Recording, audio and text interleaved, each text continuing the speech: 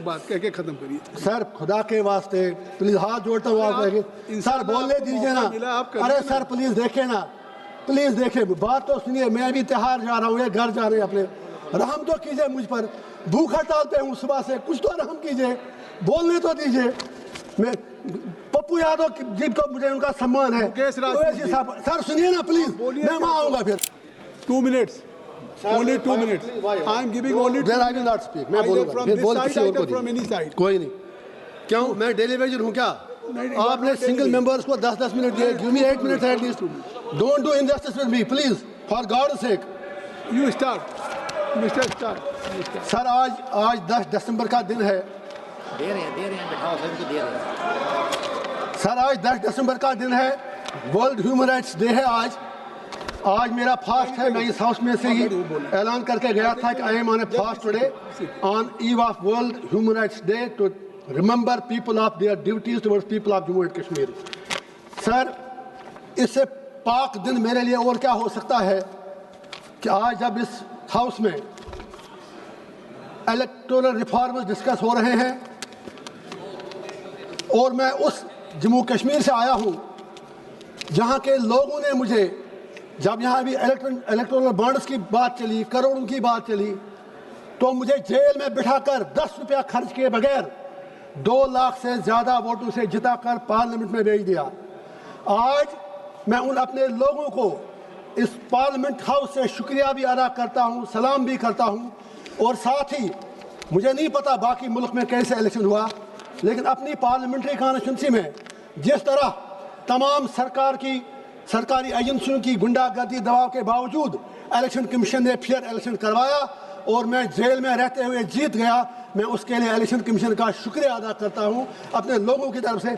आप ताली मत बजाइए, मुझे आपसे अब 2 बातें करनी है।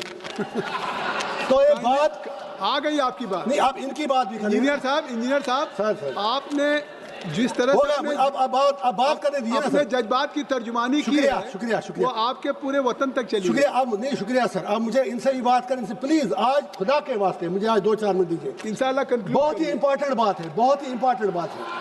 मैं ये कह रहा हूँ, या तो आप इलेक्शन रिफॉर्म्स कर लीजिए, जेल से be serious for a while please, for God sake. Don't make mockery of the service. आपकी देशभक्ति हमने देखी जब वंदे मातरम पर डिबेट था, कोई नहीं था यहाँ पर, हमें आप क्लास में बिठा के रखते हैं, भाग जाते हैं। तो मेरा ये पॉइंट है, या तो एक ऐसा कानून लाइए आप कि आप जेल से किसी को लड़ने मत दीजिए, या अगर लड़ता है कोई तो फिर उससे कम से कम दुनिया में फिर बात बाहर निकलती है कि आप उनसे फिर पैसा लेते हैं। शायद ये चीज़ अच्छी बात नहीं है। उसी तरह आपने सर कौन सा कानून है, जब आपने डिलिमिटेशन कश्मीर में किया J&K में, तो कश्मीर में आपने सिर्फ 1 सीट बढ़ा दी, जम्मू खिते में 5 बढ़ाई, लड़ा दिया खुद को एक दूसरे से।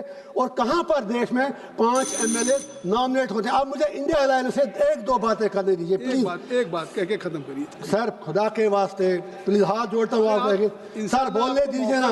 अरे सर प्लीज देखे ना, प्लीज देखे, बात तो सुनिए। मैं भी त्योहार जा रहा हूँ, ये घर जा रहे हैं अपने, रहम तो कीजिए मुझ पर।